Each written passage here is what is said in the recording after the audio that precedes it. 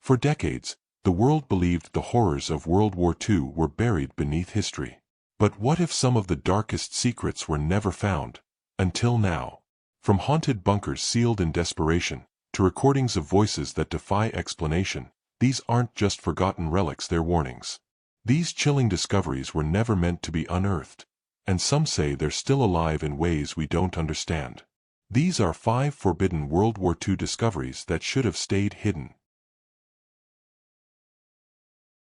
In the dense thickets of the Black Forest, where legends of witches and ghosts have lived for centuries, a modern mystery would soon rival the oldest tales. In the summer of 1998, 2 university students from Freiburg were trekking deep into the forest for a weekend of hiking and camping. Their plans were disrupted when a fierce thunderstorm forced them off the trail. Seeking shelter, they stumbled upon a half-buried metal hatch, overgrown with moss and hidden beneath the rotting trunk of a fallen tree.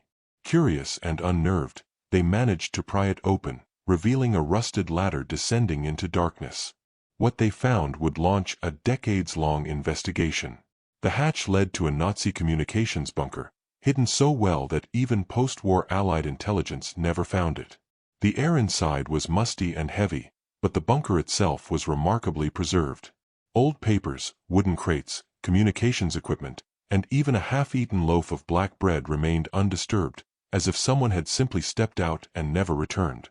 On the walls were tattered propaganda posters, and one corner bore an eerie message scratched into the plaster: "See Horen Zoo. They are listening."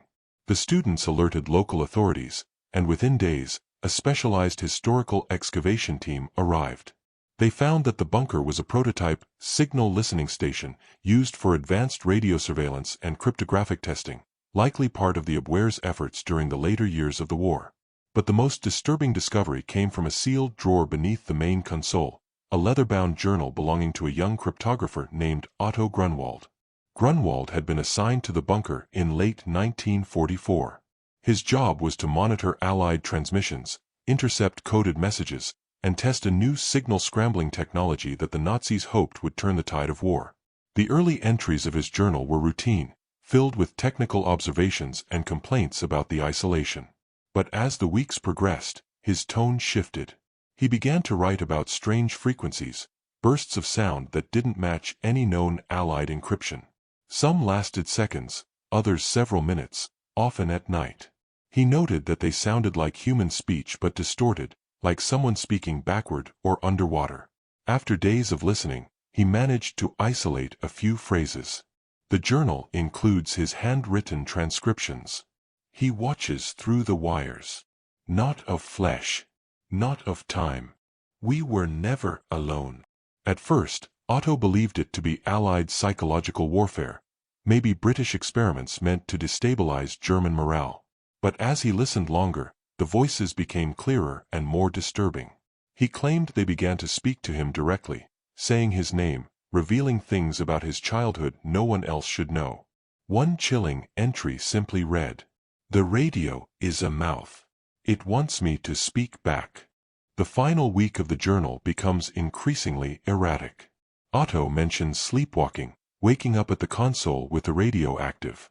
He describes dreaming of a tall figure made of static, standing in the doorway, watching him. He attempted to destroy the radio but found the power source always reconnected itself. The last page of the journal is almost illegible, written in a cipher that still hasn't been decoded. It ends with a single, shaky line written in red pencil. "Ich bin noch hier. I am still here." Investigators also found something even more disturbing: a small, sealed compartment behind the radio console. Inside was a preserved human ear, connected by copper wires to the transmitter. There was no sign of who had installed it or why. The discovery was never made public at the time, and German authorities quietly transferred the bunker to a private historical research institute. Several attempts were made to decode the radio transmissions Otto recorded. Sound engineers and cryptologists managed to reproduce some of the strange signals he described using surviving schematics of the radio equipment. In one attempt, a faint voice was heard, whispering a series of numbers and phrases in German, Russian, and something that no linguist could recognize. A forensic audio specialist who worked on the project suffered a mental breakdown shortly after and claimed he saw faces in the waveform. He refused to discuss his findings and left the field entirely. Local legends sprang up around the site. Some hikers claim their GPS and compasses malfunction near the area. Others say they've heard whispering in the trees or seen lights moving deep in the forest where no one should be. The hatch has since been sealed with concrete by the German government, citing structural instability. Still, rumors persist. Every few years, conspiracy forums circulate grainy audio clips allegedly from the Black Forest station. They're filled with static, sudden bursts of laughter, and words that echo long after the sound ends. Some believe the radio wasn't just listening to Allied broadcasts, it was listening to something else entirely. Something that may still be out there. And perhaps, just maybe, it's still listening now. In the icy waters of the Barents Sea, silence reigns supreme. Beneath the ever-present twilight of the polar circle, ships sink and vanish, buried in ice and memory. One such story was thought lost forever, until the sea gave it back. In 2006, an offshore drilling company conducting surveys near the Russian port city of Murmansk detected unusual sonar readings deep beneath the seabed. The survey was part of an oil pipeline expansion project, and the company believed they had found a submerged ice ridge or natural rock formation. However, as underwater drones descended into the frigid depths, they captured grainy footage of something far more mysterious, the ghostly outlines of ships, a whole fleet, frozen in time. Russian naval historians were immediately consulted, and soon a chilling realization came to light. These were the remnants of Convoy PQ-17, an Allied supply convoy that had disappeared in 1942 en route to Murmansk. At the time, it was thought to have been obliterated by German U-boats and Luftwaffe bombers. But the wreckage told a different story. The vessels had not been destroyed by explosions. Many were completely intact, as if they had sunk gently into the depths, engines still dormant, cargo untouched. Diving teams explored the site, and what they found defied all logic. Inside the ships, time had stood still. Tables were still set. Books remained open on bunks. Human remains sat at battle stations, some gripping rusted weapons, others hunched over navigation consoles. No signs of panic. No wounds. No struggle. It was as if the crews had frozen in place while waiting for something that never came. The flagship of the convoy, HMS Harbinger, was found almost perfectly preserved. Inside its lower deck, a sealed storage room held a steel crate bearing a strange codename etched in fading paint, Operation Thanatos. Within hours, Russian authorities took over the entire site, declared the area restricted, and removed the crate. It was never seen again. Unofficial accounts from divers leaked onto the internet weeks later. One diver claimed the crate contained stacks of documents and sealed vials. Another said it held a black cylinder emitting a low humming sound even after decades underwater. A third diver died mysteriously only days after returning to the surface, his body found rigid with a look of terror on his face. His dive camera was missing. Despite the lockdown, one piece of evidence survived, a fragment of an officer's journal found in the captain's quarters of the Harbinger. Water-damaged and incomplete, it was reportedly smuggled out by a researcher and later translated. The entries grow darker with each page. We are being followed, but not by ships or planes. Something is in the water. We feel it below. Third mate began hearing voices in the hull. Claims he heard his mother calling from below deck. His mother died 2 years ago.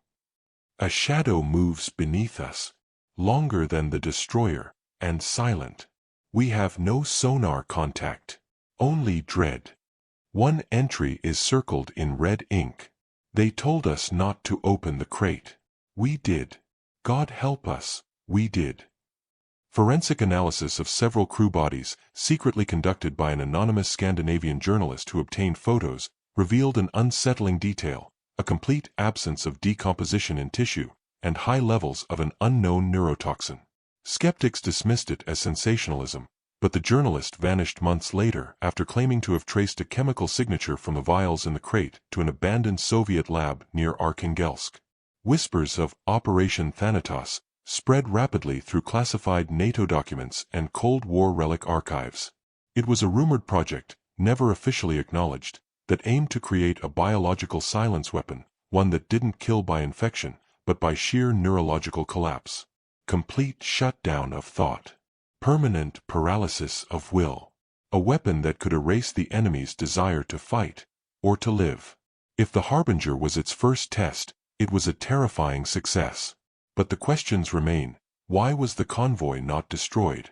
Why were the ships intact? What power made dozens of sailors sit silently until the sea swallowed them whole?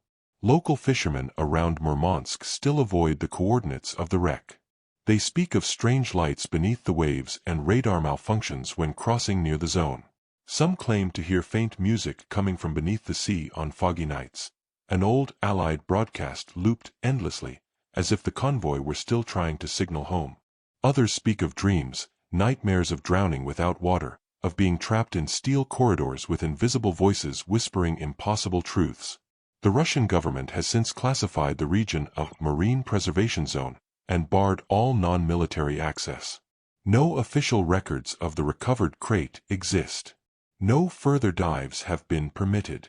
But in 2023, a YouTube video briefly surfaced before being taken down.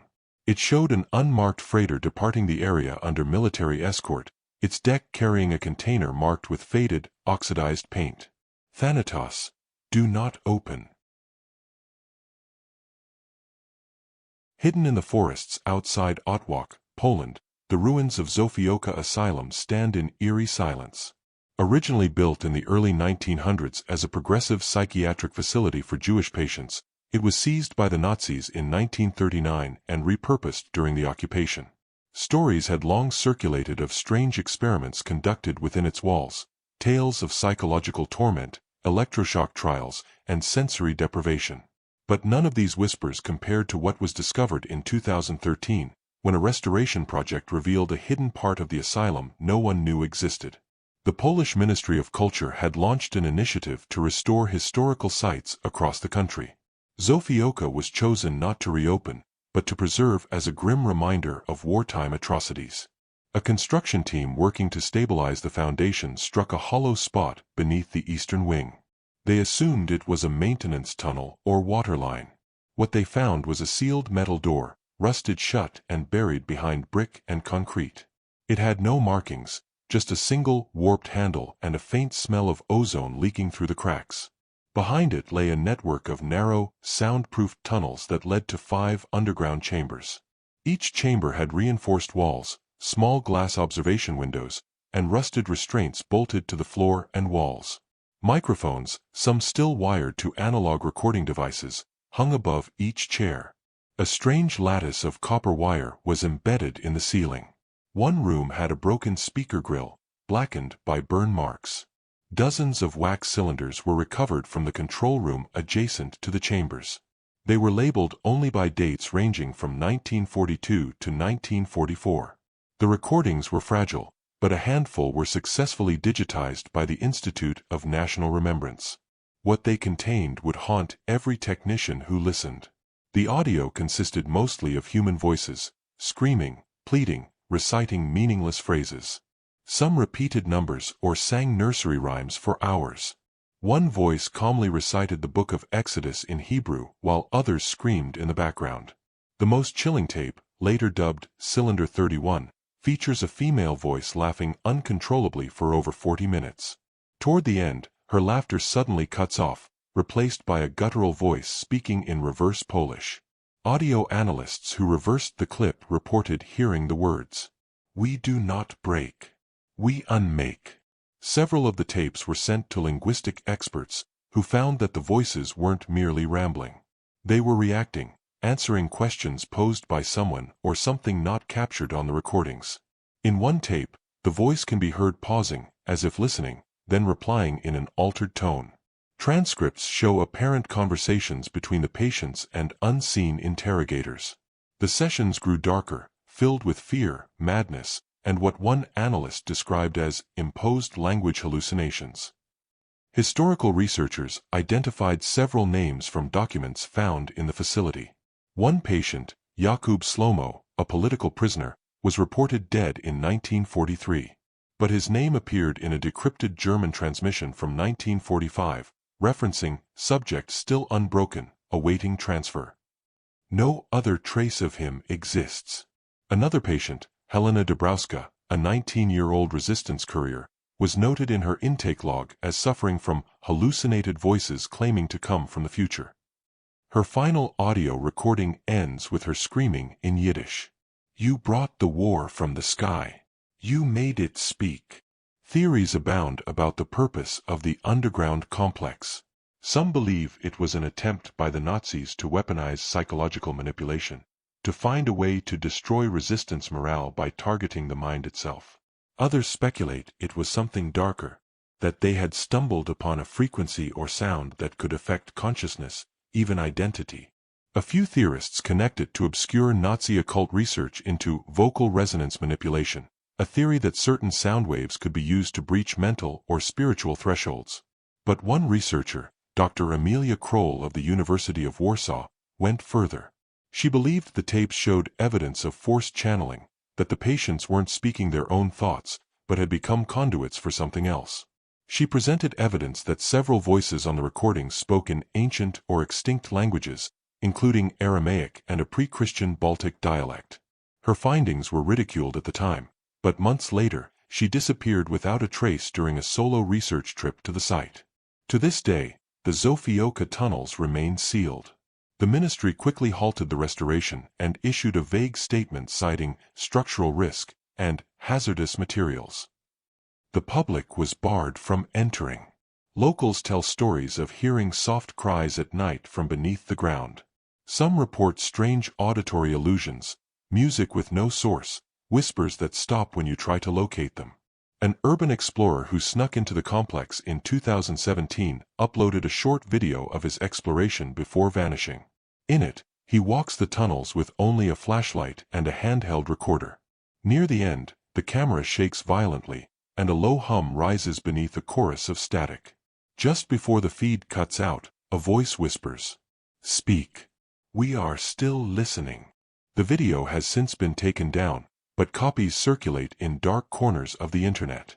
The final frame, frozen in flickering light, shows the explorer standing still, mouth slightly open, eyes wide in terror, as if something was using his voice, before he ever made a sound. Montelupo, a sleepy village tucked away in the green hills of Tuscany, Italy, is known for its vineyards, Renaissance pottery, and medieval charm.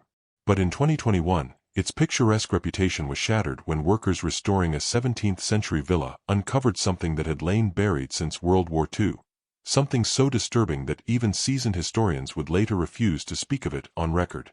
The villa, known locally as Villa Serpent, had been abandoned since 1944. Locals believed it was cursed. During the Nazi occupation, it had been seized by the Wehrmacht and used as a command post. After the war, it was never reclaimed. Rumors persisted, soldiers driven mad, screams heard at night, rooms that stayed cold no matter the season. Most dismissed it as village folklore, until architect Lorenzo Rinaldi and his team began the restoration project. During their second week on site, a crew member accidentally dislodged a crumbling section of the basement wall, revealing a long-forgotten cellar sealed behind centuries-old stonework. The room was pitch black, lined with ancient wine barrels. But it was what lay on the far wall that froze the team in place. Covering nearly the entire length of the stone wall was a fresco.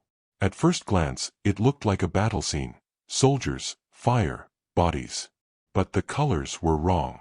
Too dark. Too red. Upon closer inspection, they realized it had been painted not with pigment, but with blood. A crude mix of human and animal, later confirmed by lab tests. The imagery became more disturbing the longer one looked. Soldiers melting into the walls, mouths twisted in silent screams, wolves with human faces devouring civilians. Hidden in the lower left corner of the fresco was a Latin phrase scratched into the stone. Bellum semper mane. The war never ends. Authorities were called. A full forensic investigation commenced. They soon discovered more anomalies, a hidden room behind a false wine rack. Inside was a small study, seemingly untouched by time. On the desk sat a leather-bound journal belonging to Oberleutnant Joseph Kreutzer, a German officer stationed at the villa in 1944. The entries began with logistics, troop movements, supply delays, and weather conditions. But slowly, the tone changed. Kreutzer began documenting strange occurrences in the villa. He wrote about soldiers waking up in different parts of the house with no memory of how they got there. He described objects vanishing, voices coming from inside the walls, and the smell of burning flesh that would fill the corridors at night. One passage read, "They come through the mirror in the dining hall. They speak in my brother's voice. But my brother is dead." Another entry, dated March 3, 1944. "We burned the priest. He said the house was a gate, that it sings to the dead. We laughed. Until we heard the singing too." The final entry in the journal was almost illegible, scribbled in desperation. "It wants to remember. Through us. We are the ink. The wall is hungry." After reading the journal, the team revisited the fresco and discovered a horrifying detail they had missed. The faces of several soldiers were not painted, they were real. Mummified human skin had been affixed to the stone and painted over, giving the twisted expressions an uncanny realism.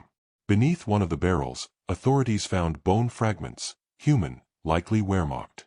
DNA tests were inconclusive. But the most chilling discovery came from a small wooden box hidden beneath the floorboards of the study. Inside were 12 photographs. They depicted the villa's dining room, taken over a span of several days in March 1944. Each photo showed a seated group of soldiers. At first, the poses were casual, even cheerful. But with each subsequent photo, their expressions darkened.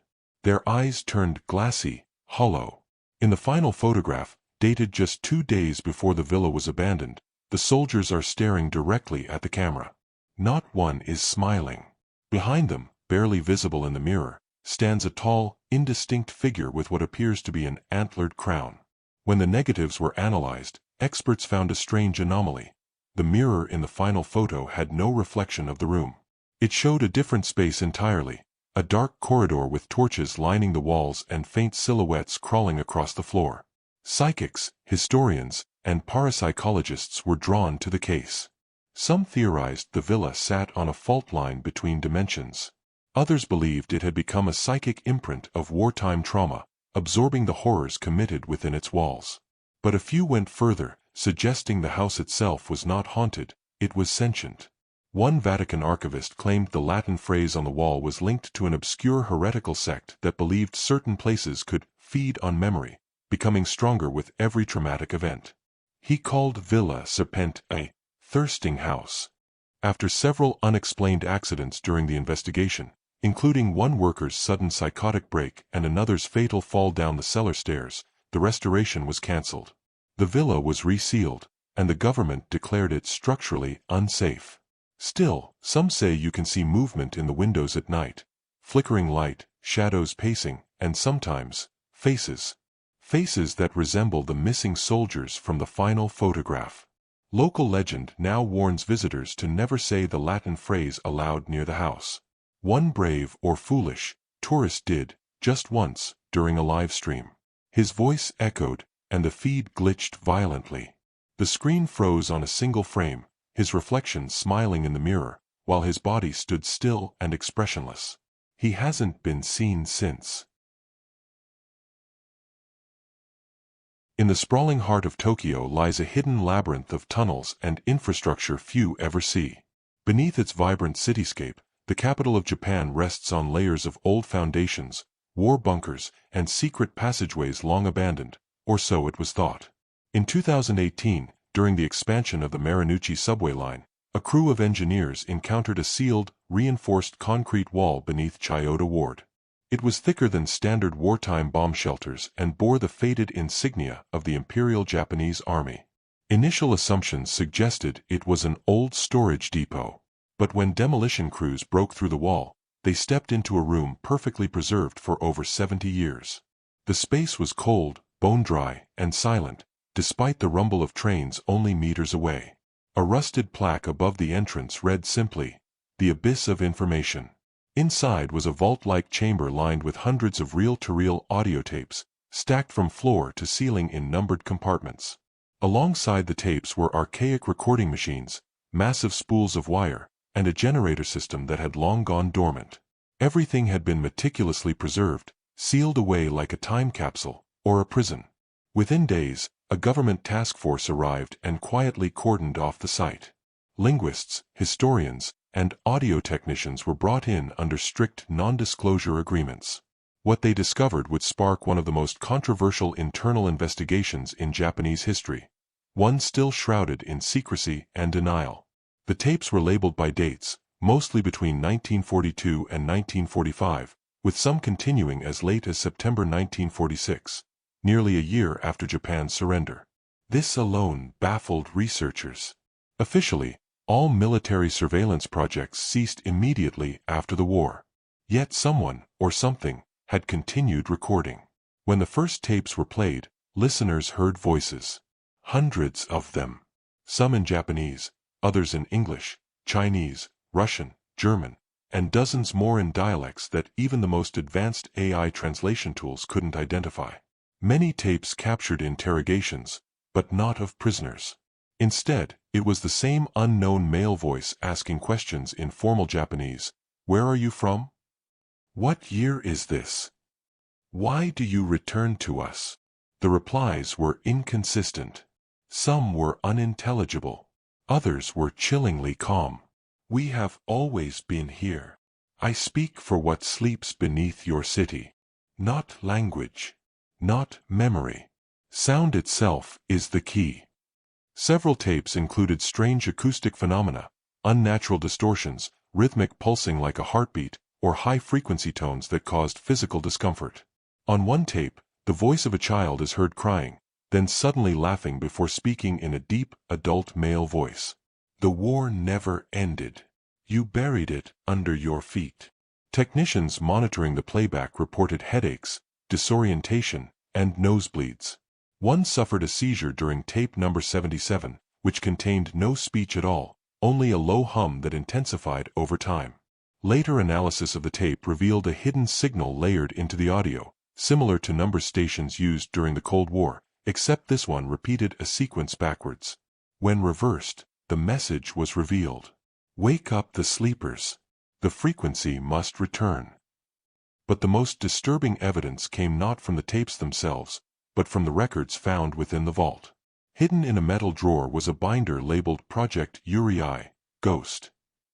Declassified notes inside detailed experiments in cognitive interference broadcasting. Attempts to weaponize sound to destabilize enemy morale, induce hallucinations, or even break a subject's sense of reality. According to the files, Japanese scientists had made contact, not with enemy transmissions, but with a signal of unknown origin. They referred to it as the echo. The echo, it seemed, was not a man-made signal. It did not originate from any known transmission station, and it responded to input even when no source was broadcasting. It existed within certain frequencies, like a whisper riding the static between radio channels. The team described it as an intelligent resonance, a presence that communicated through sound, but had no language or body of its own. Just intent. The scientists became obsessed. They began conducting live interrogations, exposing themselves to the echo repeatedly. One researcher wrote, "The longer you listen, the more you understand. And the more it understands you. It mirrors your thoughts. It reflects what you fear. Eventually, it speaks with your voice." The logs stop abruptly on August 11, 1946. The final page of the Project WWII binder contains one handwritten sentence. "We sealed the vault, not to preserve it, but to silence it." After the site was discovered in 2018, the Japanese government reportedly transferred all materials to a secure black site facility. But one tape, mislabeled and discarded during cleanup, was stolen by a subcontractor. In 2019, a 2-minute audio file was anonymously uploaded to a now-defunct forum under the title Echo001.wave. The file begins with soft static, followed by a low, rhythmic beat. At the 45-second mark, A voice speaks in perfect English. You are not the listener. You are the instrument. Users who downloaded the clip reported strange symptoms: auditory hallucinations, phantom ringing, sleep disturbances, and, in rare cases, full-blown psychotic episodes. Some believed it was mass hysteria. Others insisted it was proof of the echo's survival. Today, the entrance to the Tokyo Vault is sealed behind layers of concrete, buried beneath a new commercial complex. The government denies its existence. But the legends persist. Train conductors working the Marinucci line claim that on certain nights, static floods their headsets, and faint whispers drift in, always in the listener's native tongue. A few claim they've heard themselves, speaking words they never remember saying. What began as a wartime experiment ended as something far stranger, a doorway made not of brick or metal, but of sound, and once opened, it may never truly close. Every case adds a new layer of mystery, leaving more questions than answers. Which one lingers in your mind, and what's your take on what really happened?